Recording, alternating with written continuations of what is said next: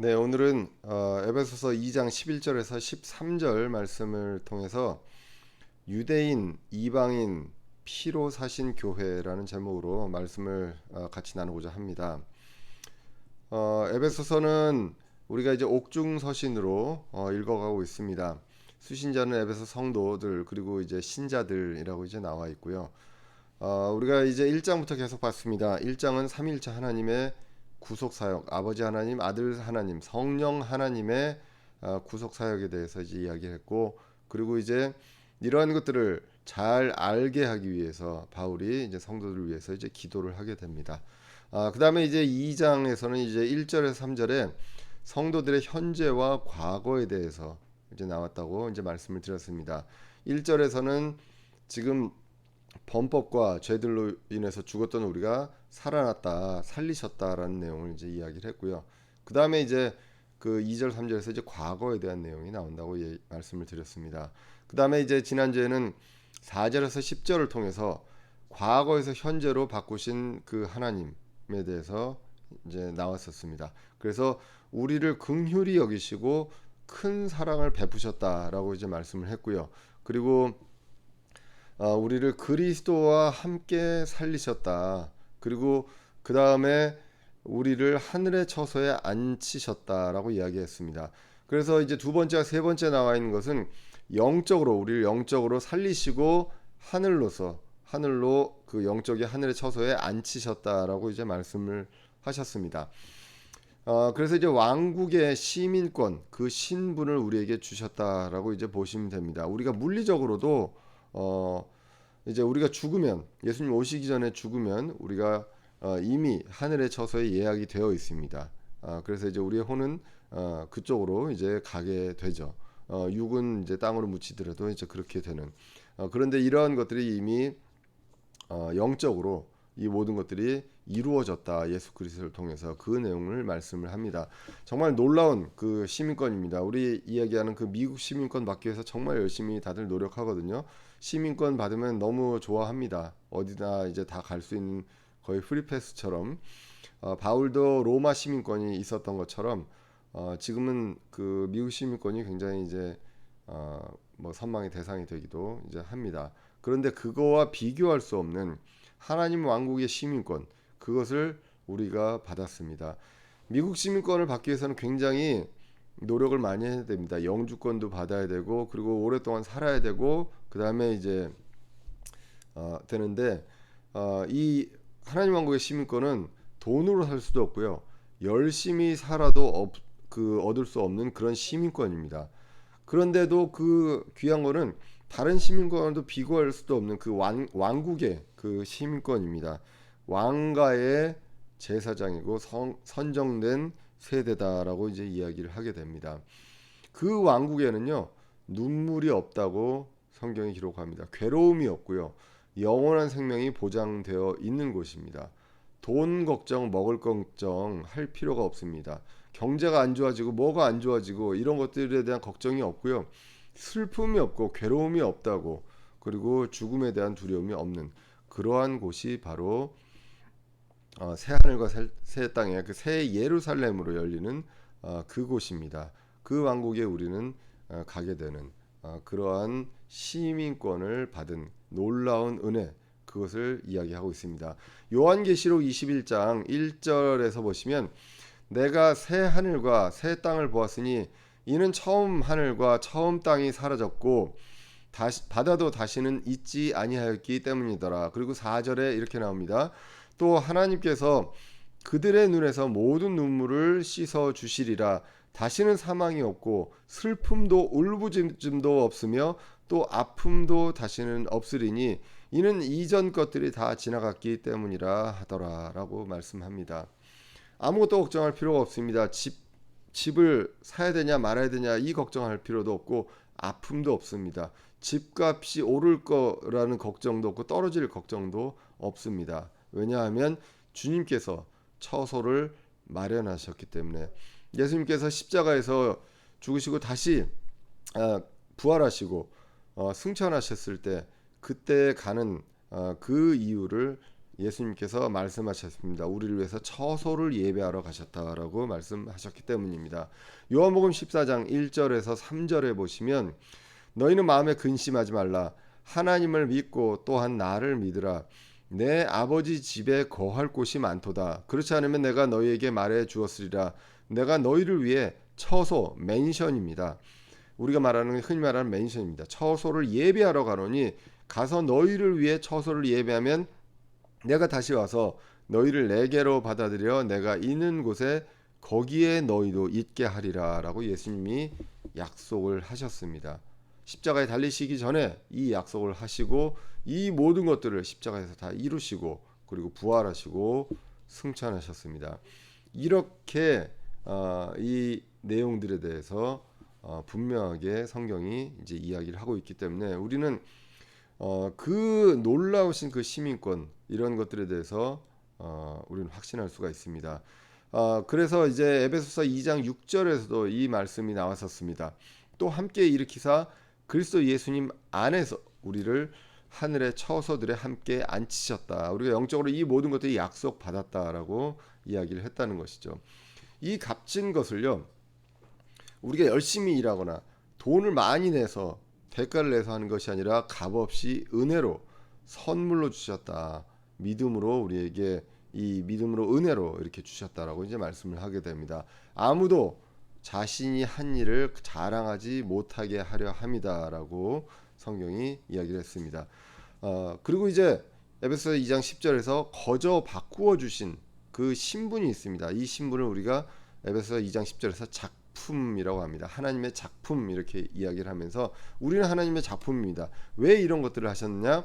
하나님을 닮은 자로서 행동을 하라는 것입니다. 그것이 바로 선한 행위. 그래서 이 세상에서 그리스도인이 없다면요, 하나님을 닮은 사람이 없습니다.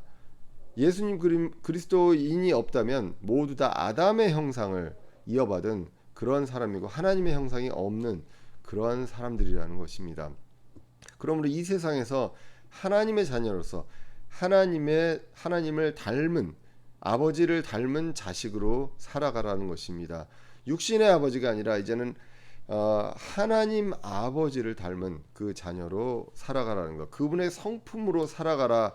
그렇게 하기 위해서 공짜로 은혜로 값없이 선물로 시민권을 우리에게 주셨다라고 말씀하신 것이 지난 9절까지에 나와 있는 구절입니다. 그래서 베드로 후서 1장 3절에서 보시면 우리를 부르사 영광과 덕에 이르게 하신 분을 아는 것을 통해서 그분의 신성한 권능이 생명과 하나님의 성품에 속한 모든 것을 우리에게 주셨도다라고 이야기합니다. 내가 덕을 많이 쌓고 수련을 많이 해서 선한 행위를 하는 것이 아니라 하나님의 성품을 받아서 선한 행위를 하도록 하기 위한 것이다. 그 선한 행위에 대한 기준이 이제 나와 있다라고 이제 말씀을 드렸습니다. 우리는 빛의 자녀입니다.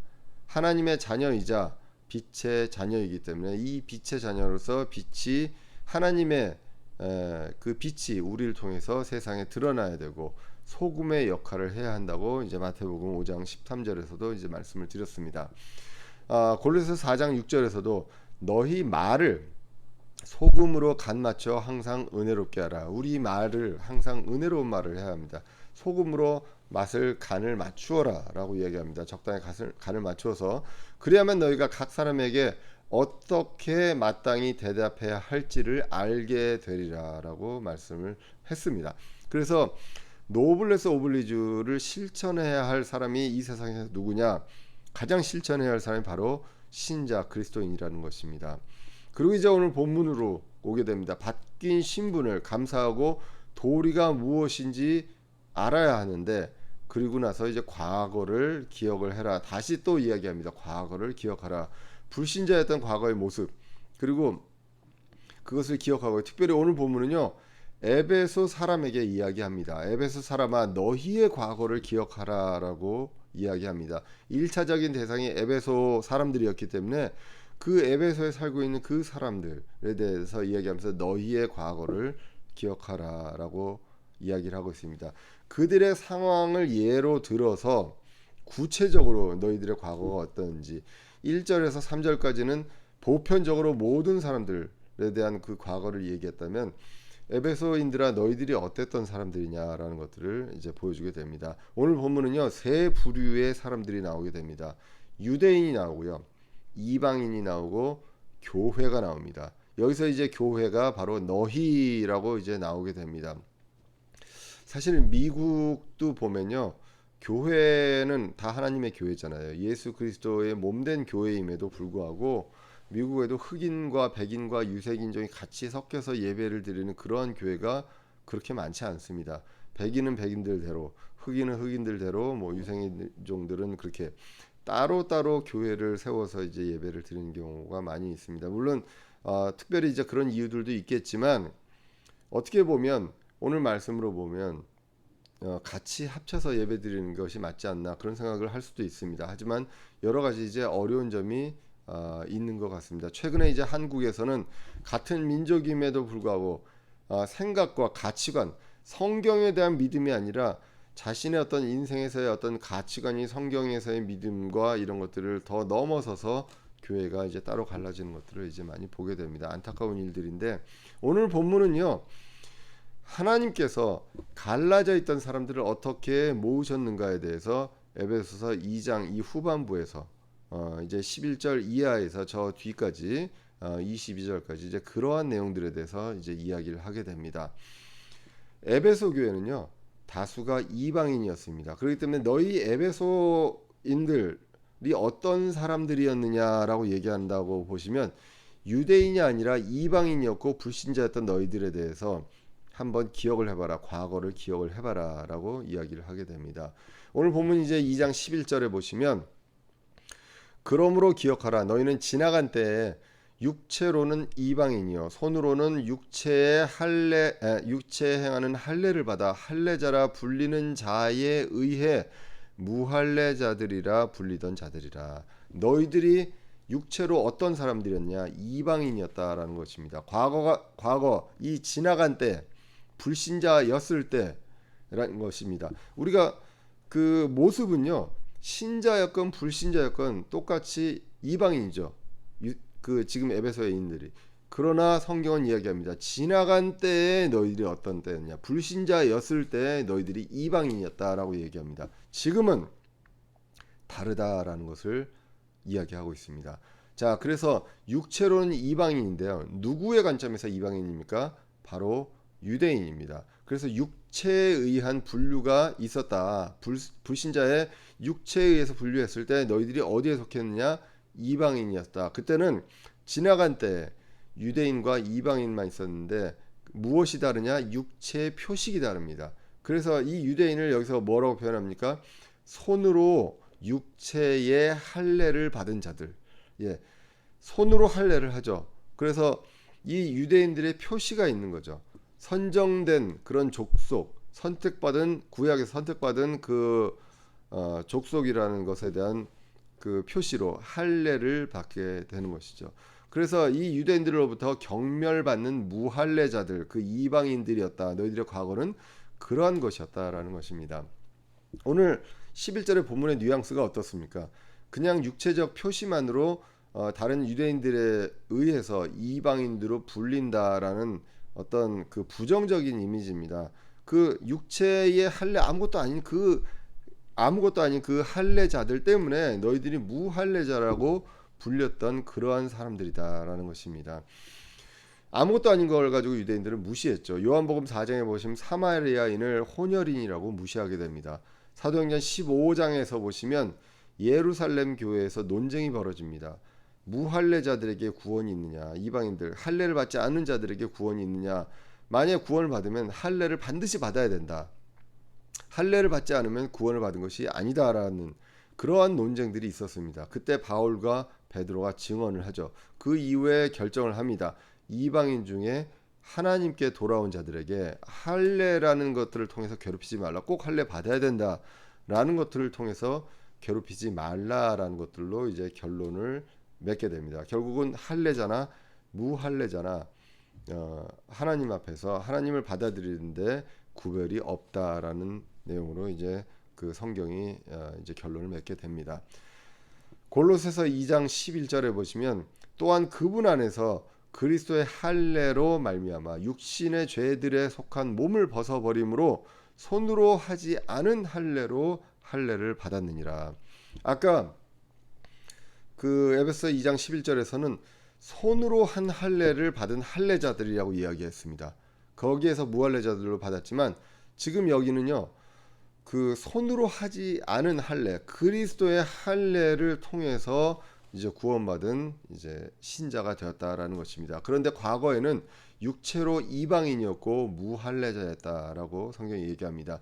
그러나 육적인 상태보다 더 중요한 영적인 상태, 그 영적인 상태에 대해서 이제 성경은 이야기를 하게 됩니다. 에베소서 2장 1절에서 3절에 보시면 영적으로 죽은 자들, 세상의 행로를 따라 걷던 자들, 마귀의 영을 따라 걷던 진노의 자녀들, 그러한 자들이 이제 이방인들이었습니다. 그런 행동을 할 수밖에 없었던 그러한 영적인 상태에 대해서 이제는 에베소 2장 12절에서 이야기합니다. 11절에서 육체로서 이방인이었다. 그런데 너희들이 과거에 영적으로 어떠한 존재였는가에 대해서 이제 12절에서 말씀을 하십니다.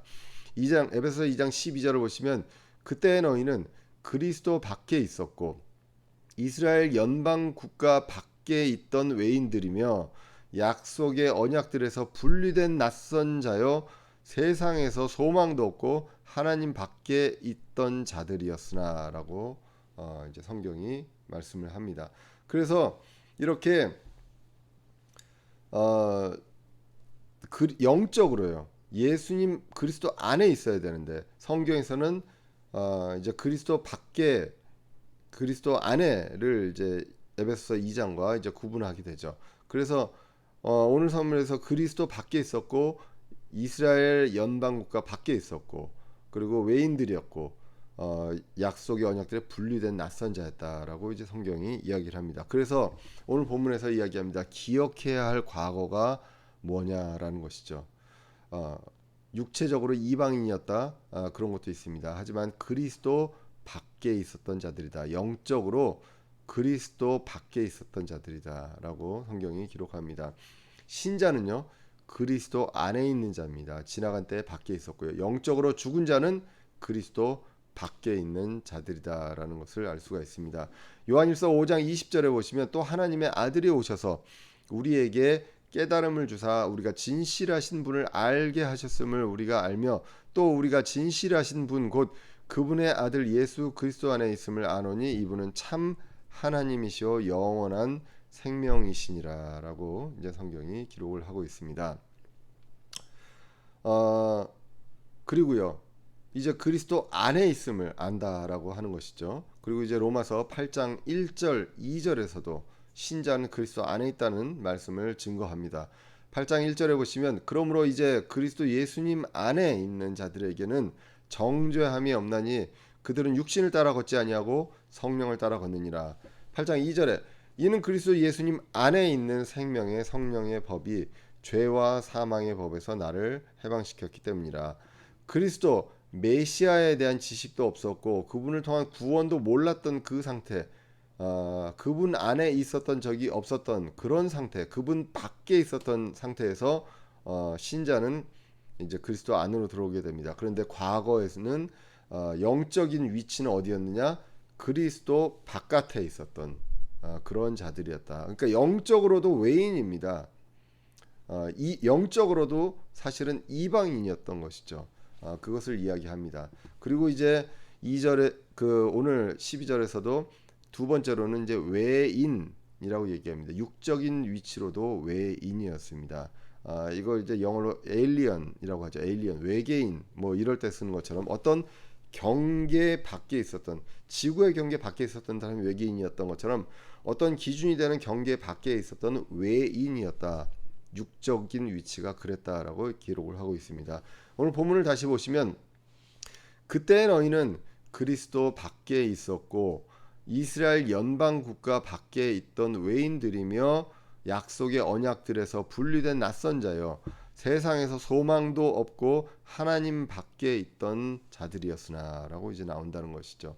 그래서 이스라엘의 어떤 국가 그 연방 국가 밖에 있었던 외인들이었다. 그 경계 밖에 있었다라고 이야기합니다. 오늘 본문에서는 이스라엘을 연방 국가라고 얘기합니다.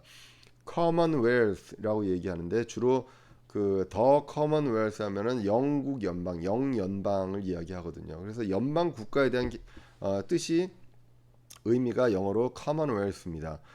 다른 성경에 나오지 않지만 킹제임 성경에서 단 한 번, 오늘 전체 성경에서 단 한 번 Commonwealth가 여기 나오게 됩니다. 사실 이 의미가 무엇이냐라고 했을 때 왜 하필 이스라엘 국가를 연방 국가로 여기서 썼느냐라는 해석에 대해서 보시면 이제 에베소서 2장 11절부터 22절까지는 보면 여러 사람들이 그 부류의 사람들이 교회 안에 하나로 모였다라는 개념으로 이야기를 하게 됩니다. 그래서 영적으로 교회 안에서는 연방으로 이제 모든 족속들이 묶여 있는 것이 아니냐, 그러한 개념으로 봤을 때 육적으로 원래 이스라엘 연방 국가 밖에 있었던 외인들이었다. 그러한 관점에서 이제 쓰지 않았냐라고 해석을 하게 됩니다. 그리고 이제 구약의 역사에서도 보시면요, 이스라엘은 여러 족속으로 나눠져 있었고 흩어져 있었습니다. 그리고 한때는 두 왕국으로 나눠져 있었기도 했었고요. 그렇기 때문에 그러한 것들을 통틀어서 이스라엘 민족이 연방 국가의 개념이었다라고 해석을 하기도 합니다. 그래서 그런 어떤 연방 국가 신학도 있습니다. 뭐 여기까지 더 깊이 들어갈 필요는 없고 다만 이제 그 정도만 우리가 이제 알아두면 되겠습니다. 연방 국가의 의미를 왜 여기서만 이렇게 썼는지 그 정도로 우리가 유추할 수가 있고요.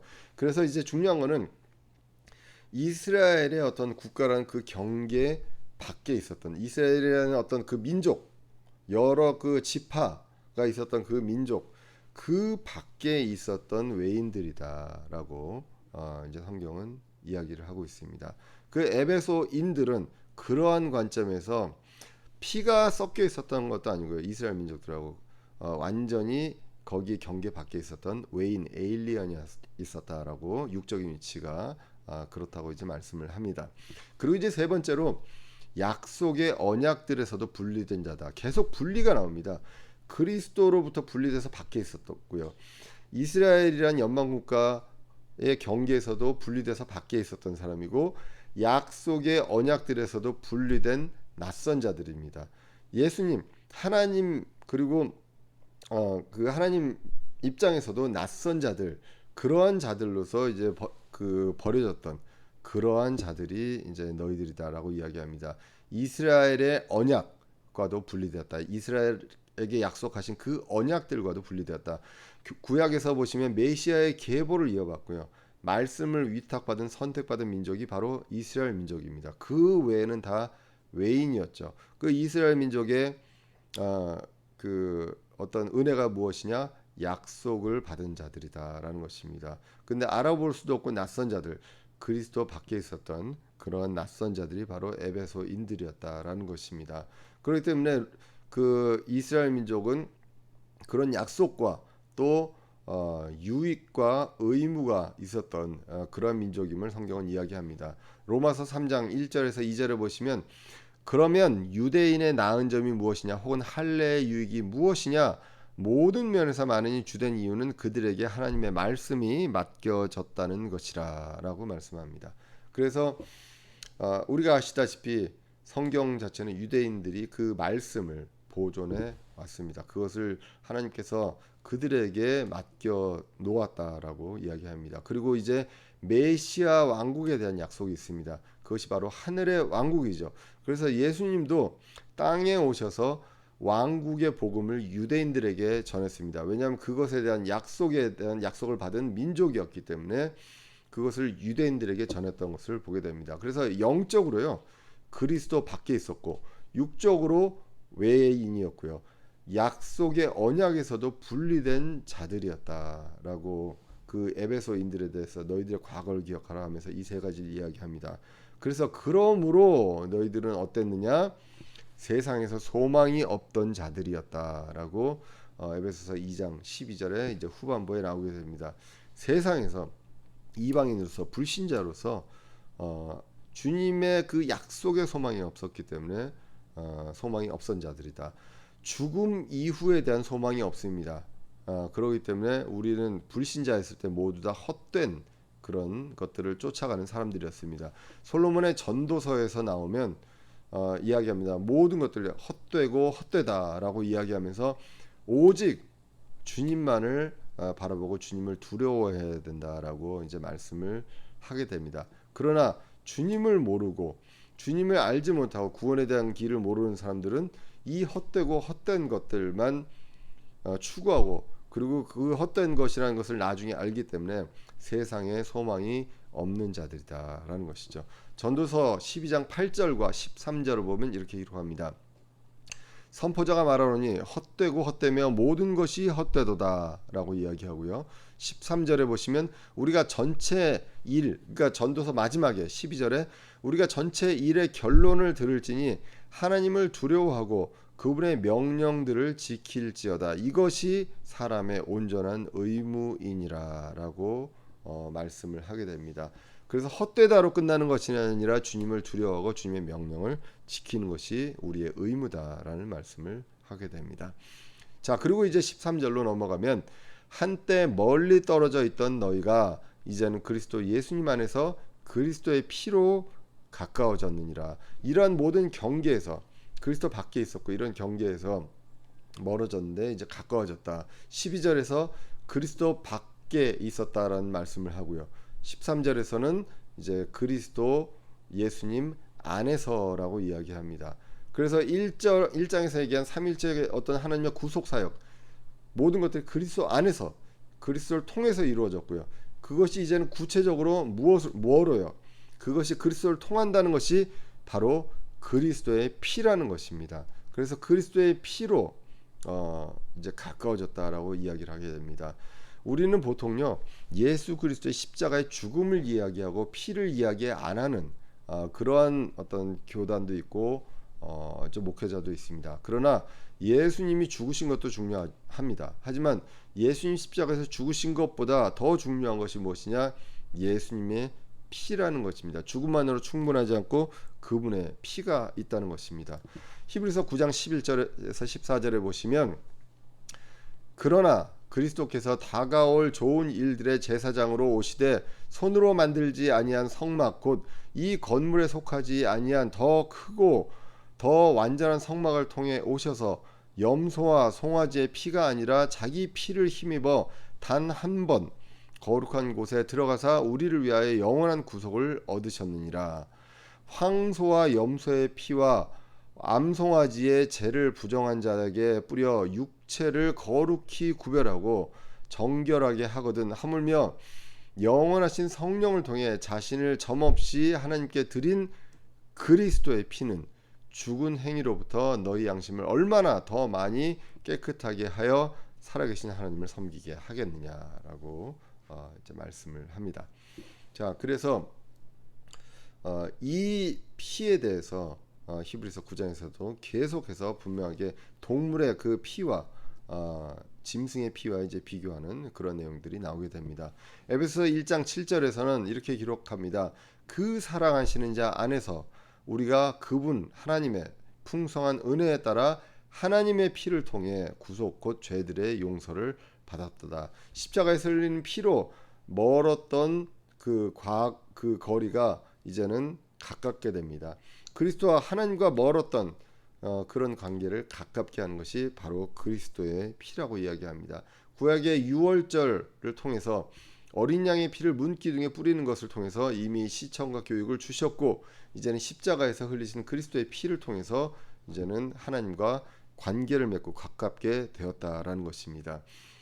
구약에서 보면요, 피는요 왜 자꾸 피 그러냐면 피는 양자 그 양쪽 간의 그 사람 간의 약속을 깨지 않는 약속을 이야기하게 됩니다. 출애굽기 24장 8절에 보시면 모세가 피를 취해 백성에게 뿌리며 이르되 주께서 이 모든 말씀에 관하여 너희와 맺은 언약의 피를 보라 하니라라고 이야기합니다. 그래서 이제 이 피가 약속입니다. 그리스도께서 십자가에서 죽으심으로써 피를 흘리심으로 인해서 이 구속 사역과 하나님의 자녀됨, 이 구원에 대해서 약속이 되는 그 언약의 피로서 보여주셨습니다. 그래서 그리스도의 피로서 영원한 그 구원에 대한 언약을 세우셨습니다. 알레이시 목사님의 예수님의 피라는 책이 있습니다. 예수 그리스도의 피라는 책이 있는데요. 거기에서 보시면 이 십자가의 피로 우리가 구원을 받았고, 십자가의 피로 의롭게 되었고, 십자가의 피로 용서받았고, 그리고 가깝게 되었고, 그리고 십자가의 피로 깨끗하게 되었고, 십자가의 피로 승리하였다라고 성경이 기록합니다. 그것을 이제 그 알레이시 목사님이 예수 그리스도의 피에서 이야기를 하게 됩니다. 요한계시록 12장에 보시면 하늘의 전쟁들이 나옵니다. 그 전쟁이 나오는데 거기에서 이제 피로 승리하였다라는 내용이 나오게 됩니다. 그들이 어린 양의 피와 자기들의 증언의 말로 그를 이기었으며 그들은 죽기까지 자기 생명을 사랑하지 아니하였다라고 나옵니다. 그래서 천사들이 이제 그 마귀의 세력들과 이제 싸우게 될 때 그들이 어린 양의 피로 이겼다라고 이제 나오게 되는 것입니다. 자, 그래서 오늘 본문을 보면요, 이 전 구절에서 우리는 작품이었고요, 선한 행위를 하게 하려 합니다. 선한 행위에 대해서 미리 정하셨고 그것을 하게끔 하기 위해서 우리를 작품으로 만드셨다라고 이야기하시고, 이 화려하고 너무나 귀한 작품이 되었는데 이 작품이 된 이 너희의 모습만 생각할 것이 아니라 과거를 기억하라라고 이야기합니다. 에베소인들에게. 그래서 세 부류의 어떤 존재가 나오는데 너희의 과거는 이방인이었다. 에베소인들아, 너희의 과거는 이방인이었고 외인이었다. 그래서 이방인과 유대인이 나오는데요. 거기에 더 나아가서 현재의 너희가 나옵니다. 바로 현재의 너희가 교회라는 것입니다. 그래서 성경은 이 세 부류의 사람들을 말씀합니다. 유대인, 이방인, 그리고 교회를 이야기합니다. 오늘 본문이 유대인과 이방인과 교회를 구분하면서 너희들이 이방인이었는데 이제는 교회가 되었다라는 것입니다. 유대인도 예수님을 믿기 전에는 영적으로 외인입니다. 그런데 유대인도 예수 그리스도를 믿음으로 교회로 오게 되고 이방인도 교회로 오게 됩니다. 그래서 이 교회는요, 유대인과 이방인 중에 구원받은 사람들이 모이는 연방 국가라는 것입니다. 그래서 오늘 본문이 이제 말씀합니다. 오늘 본문에서 기억할 것들이 유대인과 이방인과 피로 사시는 교회가 이제 나오는데, 에베소인들에게 너희들이 이방인이었던 과거를 기억하라라고 이야기합니다. 그리고 지금 너희들은 피로 사신 교회다라는 것, 그것을 말씀하고 있습니다. 그래서 기억해야 할 과거가 영적인 위치를 기억해야 합니다. 그리스도 밖에 있었던 자들이고요, 육적인 위치는 외인이었습니다. 이스라엘의 연방 국가 밖에 있었던 자들이고, 그리고 언약에서도 분리되어 있었던 자들입니다. 이거에 대한 관계가 완전히 단절되어 있던 상황이었기 때문에 세상에서의 소망이 없었던 자들이다라고 이야기합니다. 이것을 이제 한마디로 하면 성경에서 얘기하는 세 부류의 사람들, 유대인, 이방인 교회에서 이방인이었다라고 성경이 이야기합니다. 그러나 지금의 모습은 피로 사신 교회다. 너희들은 이제 더 이상 이방인이 아니라 교회다라고 이야기를 하고 있습니다. 그래서 멀리 떨어져 있던 인간이었습니다. 하나님으로부터 멀리 떨어져 있었고, 그리스도의 피로부터, 그리고 하나님과의 영적인 관계에서 멀리 떨어져 있었던 사람들인데, 이것이 이제 그리스도의 피를 통해서 가깝게 됩니다. 그리고 그리스도 안에 있었던, 그리스도 밖에 있었던 사람들이 그리스도 안으로 들어오게 됩니다. 그리고 이제 피로 사신 교회가 되면 어떻게 됩니까?